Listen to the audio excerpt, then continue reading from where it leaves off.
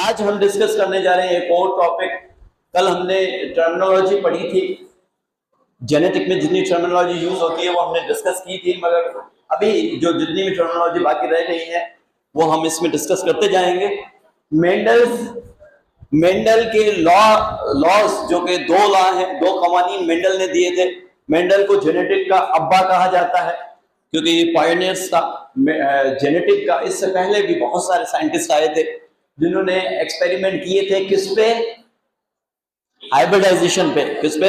Hybridisation पे, means crossing की थी दो पेरेंट के दरमियान जिनमें कंट्रास्टिंग कैरेक्टर थे, मगर वो नाकाम क्यों रहे और मेंडल कामयाब क्यों है?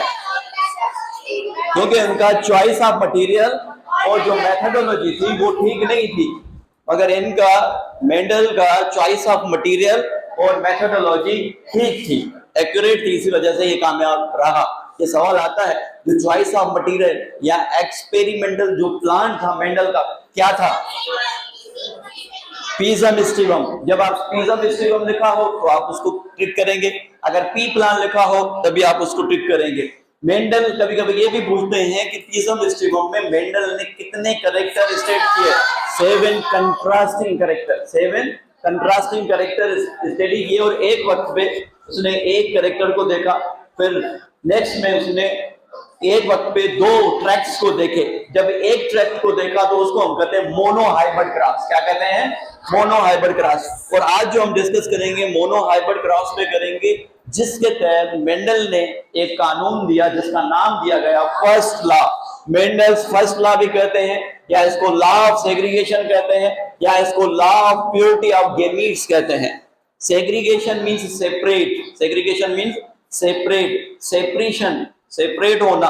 गेमीट्स में एक कॉपी आती है एक फैक्टर की या एक जीन की, उसके बारे में अभी हम डिस्कस करते हैं।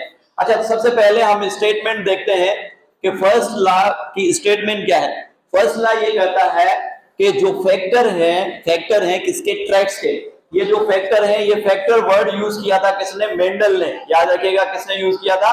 मेंडल ने। मगर अभी इन्हीं फैक्टर्स को हम क्या कह रहे हैं?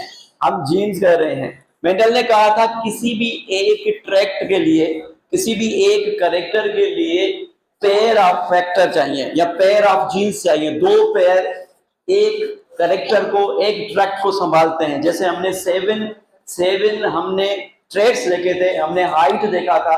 हाइट में डोमिनेंट हाइट क्या थी? टॉल थी। और उसके रिसेसिव हाइट क्या थी? शॉर्ट थी।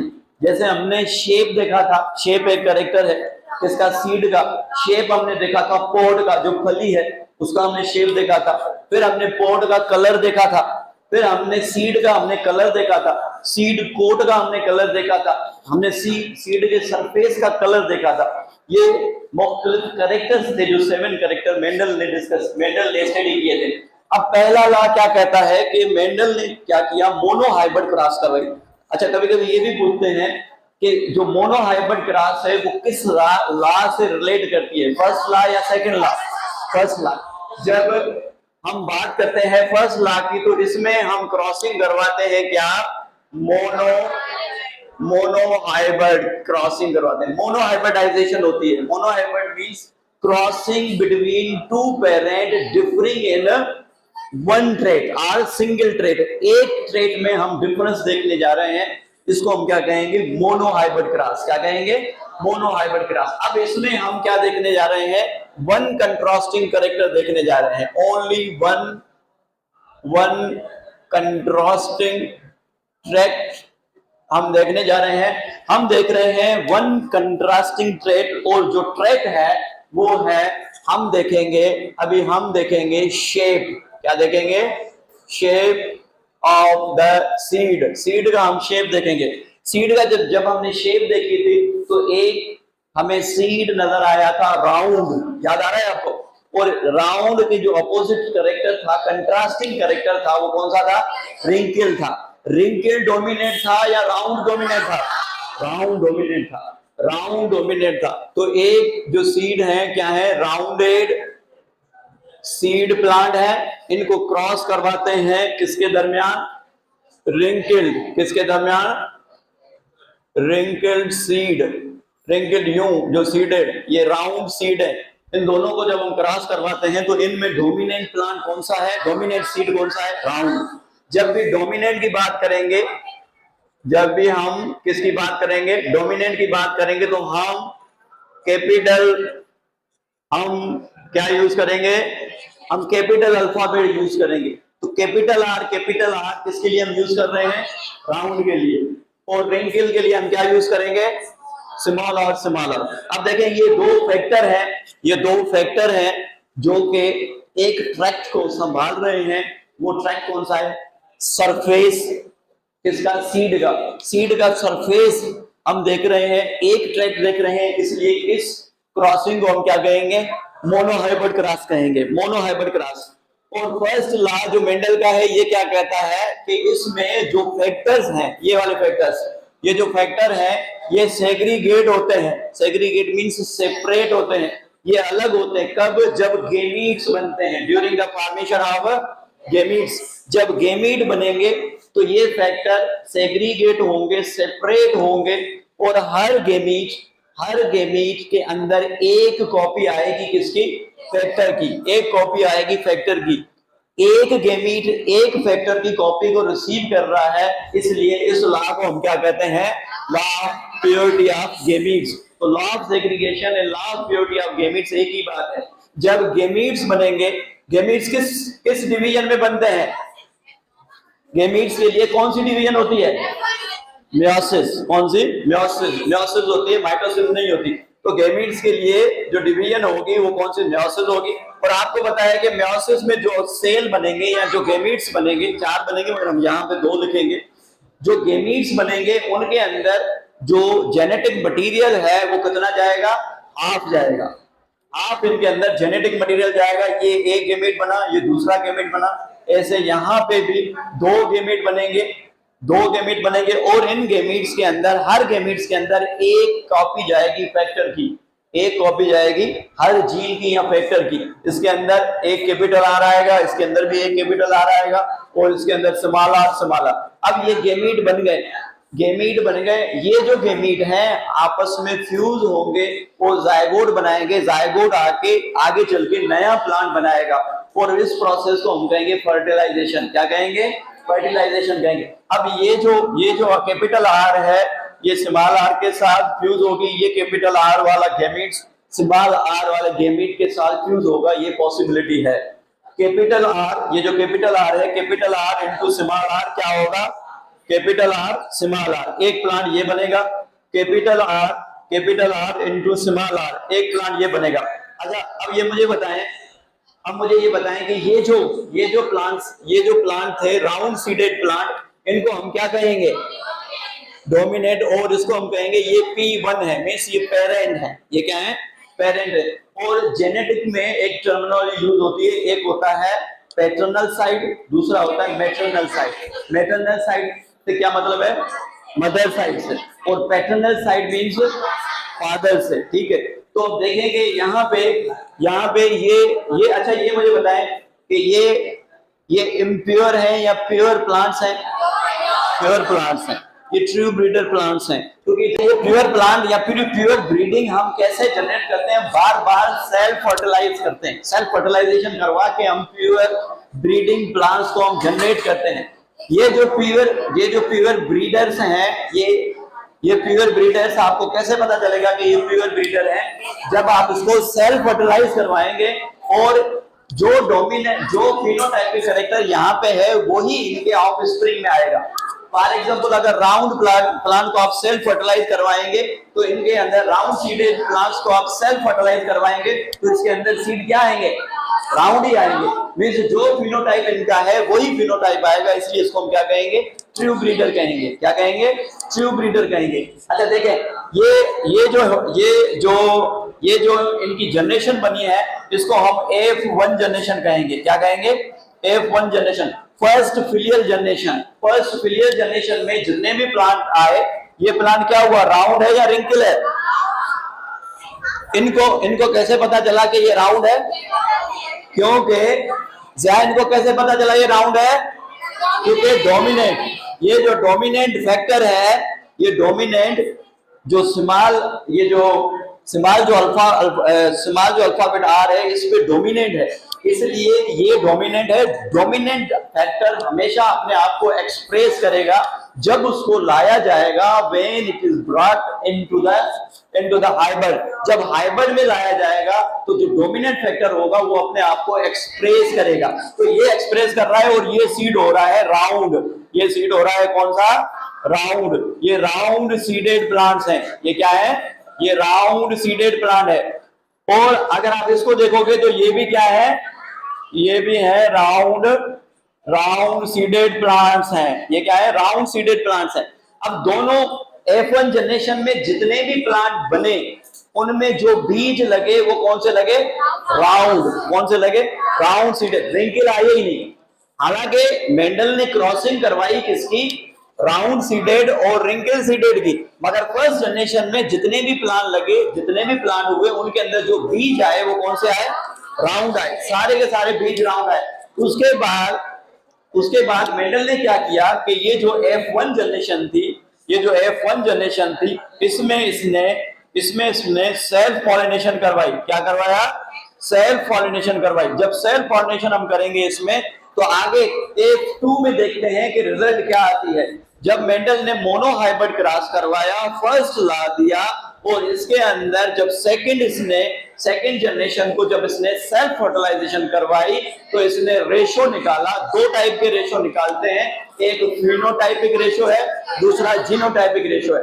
आपने फिनोटाइपिक और जीनोटाइपिक रेशो आपने याद करना है। देखें, इंटीरियर्स के हवाले से आपको फिनोटाइप और जीनोटाइप रेशो आपको याद होना चाहिए। आज क्योंकि हम फर्स्ट क्लास पढ़ रहे हैं तो इसका जो फिनोटाइपिक रेशो है याद कीजिएगा, आपने याद करना है इसका फिनोटाइपिक रेशो 3:1, और जो जीनोटाइपिक रेशो है वो है 1:2:1। अभी ये हम निकालते हैं, ये आपको रेशो याद होना चाहिए। और डाइहाइब्रिड ग्रास का 9:3:1 जस्ट फिनोटाइपिक रेशो है। जीनोटाइपिक रेशो उसमें है नहीं, वो बहुत ड्यूटी करने में हम निकालेंगे यहाँ पे, मगर आपके बुक में नहीं है। तो 3 रेशो ये, आगे 2 रेशो और आएंगे, वो एपिस्टेसिस के अंदर आएंगे। एक डोमिनेंट एपिस्टेसिस है, एक रिसेसिव, वो भी आपको याद करने हैं। ये रेशोज हमेशा आते हैं। अभी हम बात करते हैं कि फिनोटाइपिक और जीनोटाइपिक रेशो क्या है, और फर्दर हम इस पे बात करते हैं। अब देखें, जो फर्स्ट जनरेशन आई है, मेंडल ने क्रॉस करवाया है राउंड सीडेड प्लांट को रिंकल सीडेड प्लांट के साथ। और जो फर्स्ट जनरेशन आई उसके अंदर जो प्लांट बड़े हुए उनमें जब सीड लगे तो कौन से लगे? राउंड लगे। कौन से लगे? राउंड। यहाँ पे एक बात मैं और आपको याद दिलाऊं कि ये देखें, ये दोनों फैक्टर एक जैसे हैं, और इसके अंदर भी दोनों फैक्टर एक जैसे हैं। ये कैपिटल है और ये स्मॉल है, मगर जब दोनों फैक्टर एक जैसे होंगे तो यहाँ पे हम टर्म क्या यूज करेंगे? होमोजाइगस। क्या यूज करेंगे? होमोजाइगस। ये होमोजाइगस राउंड है और ये होमोजाइगस रिंकल है। तो ये क्या हुआ?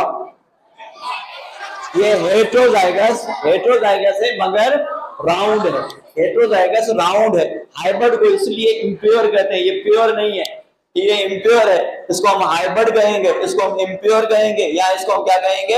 हेटेरोजाइगस कहेंगे। क्या कहेंगे? हेटेरोजाइगस। अब जब फर्स्ट जनरेशन हुई, फर्स्ट जनरेशन के अंदर क्या मिला है? कैपिटल आर और स्मॉल आर। ये है first generation, first filial generation. इसी फर्स्ट फिलियल जनरेशन को जब क्या करवाया? सेल्फ, इसके अंदर सेल्फ पॉलिनेशन करे। पॉलिनेशन बताया ना, क्या है पॉलिनेशन? पॉलिनेशन क्या है? पॉलिनेशन क्या है बताएं? Transmission of a pollen grain, transmission of a pollen grain from the anther, from the towards the stigma of the carpel. Carpel का जो स्टिग्मा है उस पे जब एंथर जाते हैं तो इस प्रोसेस को हम क्या कहते हैं? पोलिनेशन। जब एक फ्लावर जो कि उसी प्लांट के अंदर मौजूद है, उसी प्लांट के अंदर मौजूद है, एक ही प्लांट है, वहां से पोलन ग्रेन ट्रांसफर हो रहे हैं, तो इसको हम क्या कहेंगे? सेल्फ। इसको क्या कहेंगे? सेल्फ। जब पोलन ग्रेन एक प्लांट से दूसरे किसी प्लांट में जाता है तो मींस एक क्रॉसिंग बनती है, यू क्रॉस ब्रिज बनती है, तो उसको हम कहेंगे क्रॉसिंग। इसने सेल्फ पॉलिनेशन करवाई। जब सेल्फ पॉलिनेशन करवाएंगे तो उसके अंदर वेरिएशन नहीं आएगी, चेंजेस नहीं आनी चाहिए, मगर यहाँ पे देखते हैं क्या होता है। अच्छा, इसके लिए सेकेंड फिलियल जनरेशन के लिए एक साइंटिस्ट था जिसको डॉक्टर पुन्नेट स्क्वायर कहते हैं, उसने एक चेकर बोर्ड दिया था। उसी के नाम से चेकर बोर्ड को याद किया जाता है और उस चेकर बोर्ड को दूसरा नाम देते हैं पुन्नेट स्क्वायर। क्या कहते हैं? पुन्नेट स्क्वायर। यूं हम एक चेकर बोर्ड बनाते हैं, इसको हम चेकर बोर्ड भी कहते हैं। जब भी आप सेकंड जनरेशन निकालें तो इसमें चेकर बोर्ड में निकालिएगा, चेकर बोर्ड कहते हैं इसको, या इसको क्या कहते हैं? ये एक चेकर बोर्ड है जिसको डिस्कवर किया था किसने? किसने डिस्कवर किया था? पुन्नेट स्क्वायर ने, डॉक्टर पुन्नेट स्क्वायर ने इसको डिस्कवर किया था, इसलिए इसको पुन्नेट स्क्वायर भी कहते हैं या चेकर बोर्ड भी कहते हैं। कभी अगर आपको वहां पे एमसीक्यूज में पुन्नेट स्क्वायर का नाम आ जाए तो आपने परेशान नहीं होना है। पुन्नेट स्क्वायर मींस चेकर बोर्ड। अब मैं बॉयज से पूछूंगा अगर ये जो राउंड सीडेड प्लांट है, अगर इसमें गेमीट्स बनेंगे तो कौन कौन से गेमीट बनेंगे? कौन कौन से गेमीट बनेंगे? एक कैपिटल आर ये गेमीट बनेगा, और दूसरा गेमीट कौन सा बन सकता है? Small R. एक गेमीट ये बन सकता है। ये पॉसिबिलिटीज हैं दो गेमीट्स बनने की। एक गेमीट कैपिटल आर के साथ, फैक्टर के साथ आएगा, दूसरा गेमीट आएगा स्मॉल आर के साथ। अगर ये हम कह रहे हैं कि ये अगर पोलन ग्रेन है, ये अगर मेल साइड से आया है तो फीमेल साइड से भी यही होगा, क्योंकि सेल्फ हो रहा है। तो यहाँ पे भी कैपिटल आर आएगा और यहाँ पे स्मॉल आर आएगा। कैपिटल आर, स्मॉल आर, ये बनेंगे गेमीट्स। ये बने हैं मेल गेमीट्स। ये क्या बने हैं? ये मेल गेमीट बने हैं। और ये बने हैं फीमेल गेमीट्स। ठीक है, ये फीमेल गेमीट है और ये मेल गेमीट है। जब गेमीट आपस में फ्यूज होंगे तो अगली जो नेक्स्ट जनरेशन होगी, उस नेक्स्ट जनरेशन को हम क्या कहेंगे? F2 generation. क्या कहेंगे? F2, क्योंकि ये F1 जनरेशन है और इस F1 से जो जनरेशन बनेगी उसको हम कहेंगे F2 जनरेशन। F2 जनरेशन को हम चेकर बोर्ड के थ्रू देख रहे हैं। चेकर बोर्ड के थ्रू इसलिए देख रहे हैं, जैसे हमने रेशो निकालना है, phenotype ratio and genotype ratio. Capital R into capital R क्या होगा?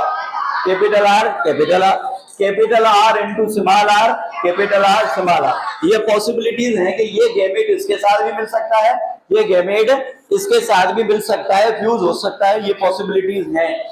अगर हम देखेंगे यहाँ पे ये गेमेट स्मॉल आर इससे भी मिल सकता है, ये गेमेट स्मॉल आर वाले गेमेट से भी फ्यूज हो सकता है। Small R into capital R क्या होगा? Small R capital R. मगर ऐसे नहीं लिखेंगे क्योंकि सबसे पहले कैपिटल है, तो हमने सबसे पहले कैपिटल लिखना है, capital R small R. Small R into small R क्या होगा? Small R small R, small R small R. अब देखें, जब हम बात कर रहे हैं किसकी?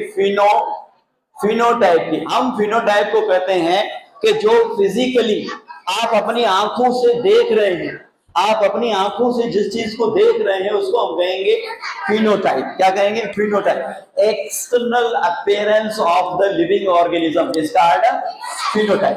अब आपके हाथ में बीज हैं, 3 बीज ऐसे हैं जो के राउंड है, एक बीज ऐसा है जो के रिंकल है। ये जो बीज बना है ये कैसा बीज बना है? ये बीज बना है राउंड, क्योंकि कैपिटल आर मौजूद है। ये बीज कैसा बना है? राउंड। ये भी राउंड बना है, और ये बीज ये भी बना है राउंड, ये बना है रिंकल। क्या बना है? रिंकल। अब आपको फिजिकली, आप आंखों से देख रहे हैं कि फिजिकली आपको राउंड कितने नजर आ रहे हैं? 1, ये 2 और ये 3। तो राउंड कितने हैं? 3। और रिंकल कितना है? रिंकल 1 है। तो जब हम एक्सटर्नल अपीयरेंस देखेंगे किसी की लिविंग ऑर्गेनिज्म की, तो हम रेशो निकालेंगे, तो इसको हम कहेंगे फिनोटाइपिक रेशो। ये जो रेशो है, ये रेशो क्या है? ये है फिनोटाइपिक रेशो। तो आपसे पूछते हैं कि जो फर्स्ट लॉ है, फर्स्ट लॉ का जो फिनोटाइपिक रेशो है क्या है? 3:1। क्या है? 3:1। और फिनोटाइपिक कैरेक्टर हम किसको कहेंगे? एक्सटर्नल अपीयरेंस या physical appearance of a living organism. Physically जो लिविंग ऑर्गेनिज्म को आप देख रहे हैं, तो इस टर्म को हम क्या कहेंगे? फिनोटाइप। क्या कहेंगे? फिनोटाइप। और एक टर्म और आता है जिसको हम कहते हैं, क्या कहते हैं? Genotype. Genotype means genetic makeup of an organism, genetically कैसे बना हुआ है लिविंग ऑर्गेनिज्म। तो जीनोटाइप हम किसको कहेंगे?